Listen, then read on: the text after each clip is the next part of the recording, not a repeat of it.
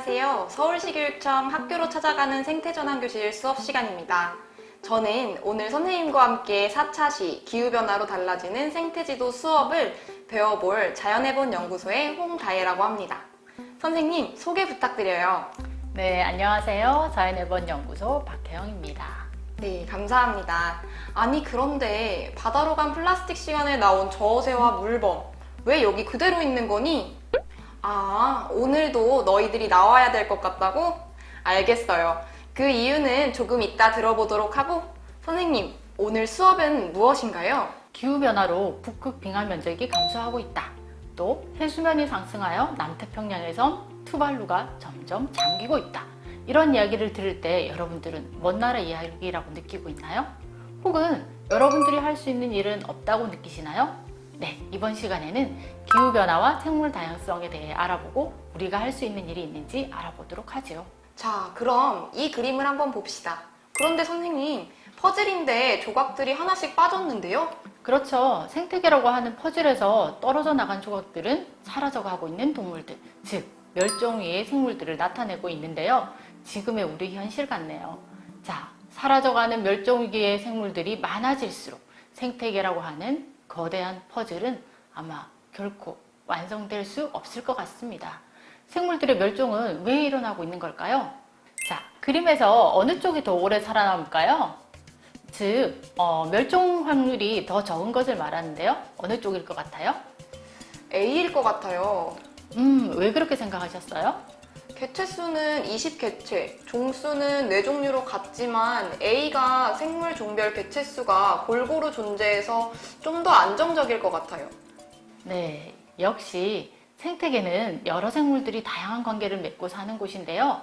자, 다시 그림을 한번 보시겠어요? 그림과 같이 간단하게 먹고 먹히는 사슬이 있는가 하면 먹이 그물과 같이 먹고 먹히는 관계가 둘 이상의 먹이 사슬로 복잡하게 얽혀 있는 환경도 있습니다.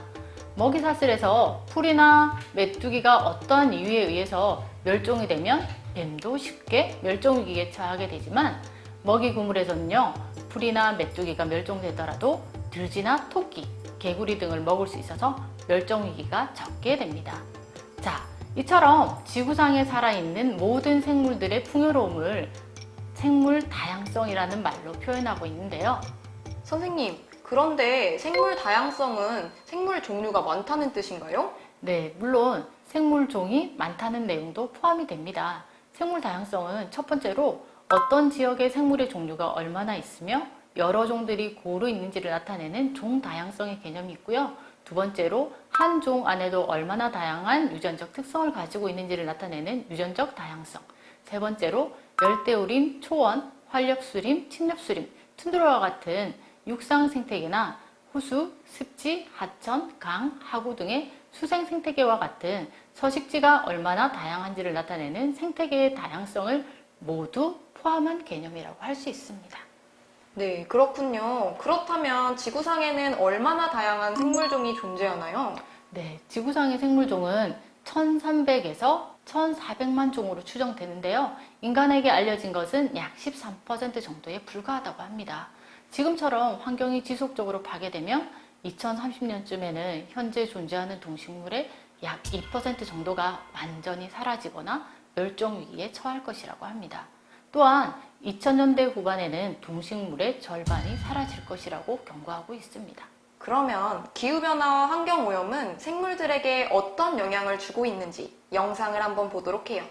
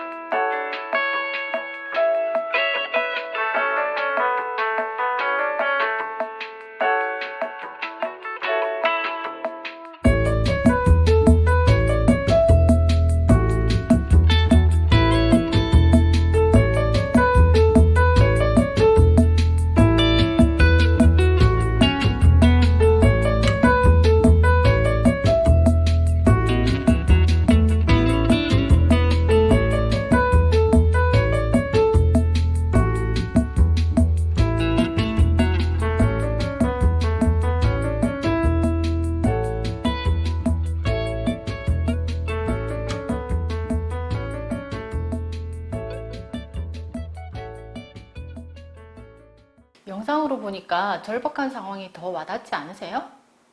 그럼 우리나라의 기후변화에 대해 잠시 알아볼까요? 최근에 여름이 너무 더워지고 빨리 찾아온다고 느끼지 않으셨어요? 그런 것 같아요. 네. 올해 벌써 6월인데도 이미 한여름처럼 더워졌어요. 네, 맞습니다. 실제로 한반도의 계절이 달라졌거든요. 한반도는 20세기 초 대비 최근 30년간 연평균 기온은 1.4도씩 상승했는데요. 한반도 100년의 기후변화 국립기상과학원 발간 자료를 보면요. 최근 30년은 과거 30년보다 여름은 19일 길어지고 겨울은 18일 짧아졌다고 합니다. 그렇다면 우리나라의 자연 생태계의 생물들은 어떨까요? 네, 쉬운 예로 농작물 재배의 북방 한계선을 나타내는 그림을 한번 보면요. 기온 상승으로 주요 농작물의 주산지가 남부지방에서 충북과 강원 지역으로 북상한 것을 알 수 있는데요. 지구온난화로 과일 지도가 변하고 있는 것이라고 할 수 있습니다. 그런데 사과는 점점 북쪽으로 올라가고 제주도에서 재배하던 귤은 서울에서도 재배할 수 있고 그럼 좋은 거 아닌가요? 그렇게 생각하셨군요. 자, 한반도가 더워지니 생물들은 자신이 살기에 적당한 곳으로 서식지를 옮기게 되죠.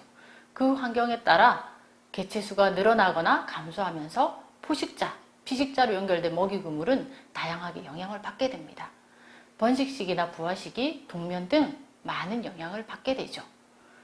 결국 이러한 서식지의 다양성이 감소한다는 것은 생물 다양성을 감소시키는 요인으로 작용하고 있다는 것을 알 수 있습니다. 코알라, 바다거북, 북극곰, 여러분도 다 아는 동물이죠? 이 동물들의 공통점은 무엇일까요?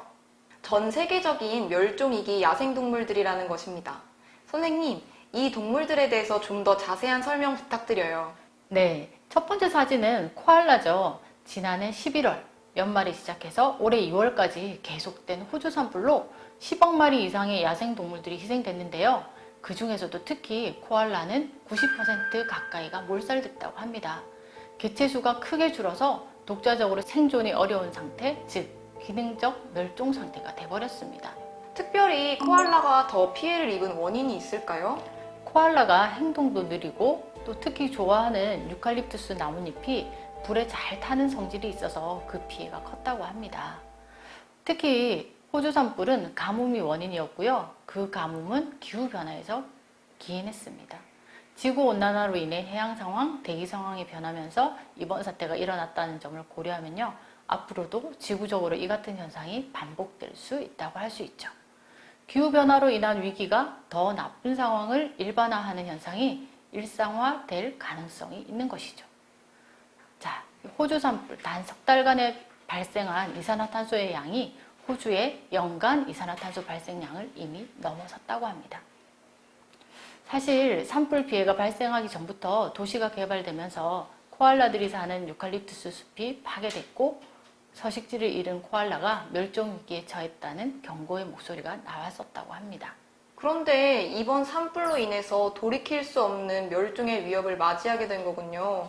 너무 안타까운 일입니다. 네, 그 다음 사진은 바다 거북인데요. 그 이야기는 선생님이 더 잘 아실 것 같은데요. 네, 잘 알고 있죠. 지난 시간에 공부했듯이 플라스틱 쓰레기를 먹이로 오인 섭취하는 문제가 있잖아요. 네, 맞습니다.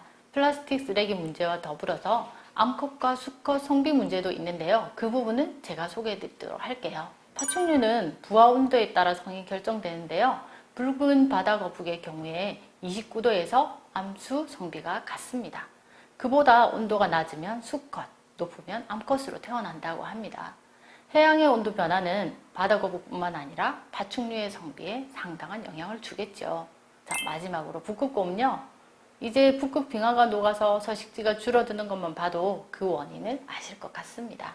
선생님, 그렇다면 우리나라 멸종위기 동물에는 어떤 것이 있나요? 네, 현재 환경부에서 가까운 미래에 야생에서 멸종될 위험이 높아서 보존할 필요가 있는 야생 동식물을 법으로 지정해서요. 멸종위기 야생생물 1급 또는 2급으로 나누어 보호 관리하고 있습니다. 자, 멸종위기 야생생물 1급은요. 자연적 또는 인위적 요인으로 개체수가 많이 줄어들어 멸종위기에 처한 야생생물을 말하고요. 현재 60종 지정되어 있습니다. 그 중에 지금 사진에 보이는 저어새와 반달가슴곰이 포함되어 있습니다. 멸종위기 야생생물 2급은요. 자연적 또는 인위적 위험 요인으로 개체수가 크게 줄어들고 있어 현재의 위험 요인이 제거되지 않거나 완화되지 아니할 경우 가까운 장래에 멸종 위기에 처할 우려가 있는 야생생물을 말하고 현재 207종으로 지정되어 있습니다. 사진에 보이는 잔점박이 물범과 금개구리가 이에 속합니다. 아, 드디어 나왔네요. 이 저어새는 강가나 해안가의 얕은 습지에서 부리를 저어서 먹이 활동을 하는, 그래서 저어새라는 이름이 붙여졌다고 들었는데요. 이 저어새가 왜 멸종위기 종이 된 거죠? 네, 저어새가 살고 있는 갯벌을 매립하고 해안도로 건설이나 확장, 그리고 그 공사로 인한 각종 오염물질이 갯벌로 유입되면서 번식지와 먹이 활동지가 심각하게 위협받고 있습니다. 최근 국내에서는 보호활동으로 번식 개체군이 증가하였는데요. 번식 장소는 늘어나지 않아서 오히려 번식지 과밀화가 우려되고 있는 상황입니다. 그러면 여기 있는 물범, 잔점박이 물범이나 반달가슴곰, 금개구리는요?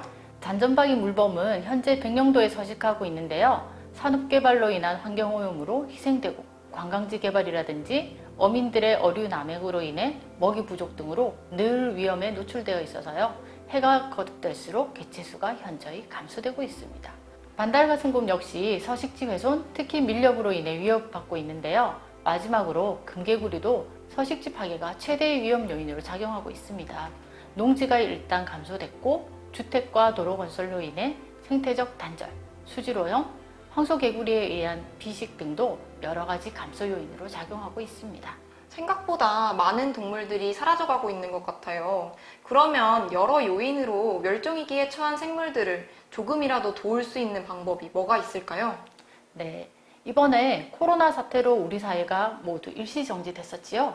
네, 그때 미세먼지로 덮였던 하늘이 맑아지고 바다 생물이 다시 돌아왔다는 기사를 보셨을 것 같아요. 결국 인간의 산업활동을 조절해서 기후 문제 해결을 위해 노력하는 것이 곧 지구상의 모든 생물을 살리는 길이죠. 그와 더불어 생물 다양성을 지키기 위한 캠페인들이 진행되고 있는데요. 이렇게 유리창에 격자무늬 넣은 것 보신 적 있으세요? 네, 지나가다가 본 적 있는 것 같아요. 네, 조류 충돌 방지 캠페인의 일환으로 부착됐는데요. 유리창을 개방 공간으로 인식해서 부딪혀 죽는 새가 전국적으로 하루에 2만 마리에 달한다고 합니다.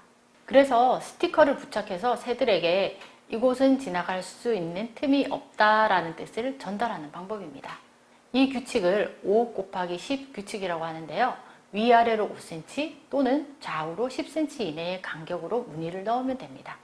네, 여러 연구를 통해서 이보다 작은 공간은 새들이 빠져나가려 하지 않는다는 것을 알게 됐다고 합니다. 자, 예전에는 맹금류 사진을 붙이기도 했었는데요. 야생조류 충돌 방지와 관련된 잘못된 정보를 바로잡고 올바른 방법과 작은 실천을 통해서 야생조류의 충돌을 방지할 수 있도록 이런 캠페인이 진행되고 있습니다. 지금 나오는 양서류 로드킬 방지 캠페인은 무엇인가요? 네, 두꺼비들이 산란기에 산에서 습지로 내려오면서 로드킬, 즉 길에서 죽는 일이 많이 발생하니까요. 이때 방지하기 위해서 현수막을 게시하고 운전자들에게 주의를 주기도 하는 그런 캠페인입니다. 그런데 이런 생물 보호 활동을 하려면 생물들에게 어떤 일이 일어나는지 알아야 될 것 같은데 학생들이 관심을 가질 수 있는 방법이 있을까요? 네, 그렇죠. 생물 보호를 위한 캠페인도 결국 자연에 대한 관심에서 시작된다고 할 수 있는데요. 재밌는 앱을 하나 소개해 드릴게요. 이 앱은요, 온라인 기반 자연활동 공유 플랫폼 네이처링인데요. 네이처링은 자연을 관찰하고 기록하고 검색하는 도구이며 다양한 자연활동의 경험을 함께 나누는 오픈 네트워크입니다.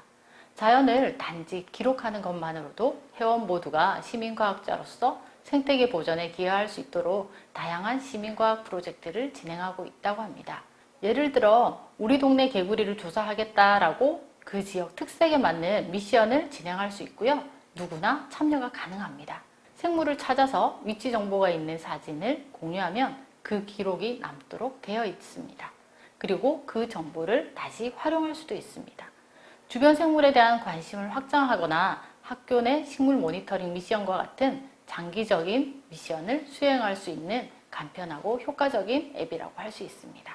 기후변화로 인한 생태계 변화와 그로 인해 사라져가는 멸종위기 야생 생물에 대해 알아보고 또 생물 다양성을 증진하기 위한 캠페인과 평소 자연을 관찰하고 기록하고 공유하는 방법에 대해서도 알아볼 수 있었습니다. 네, 생물, 자연에 대한 존중은 인간 존중, 즉 우리 자신을 존중하는 것과도 같습니다.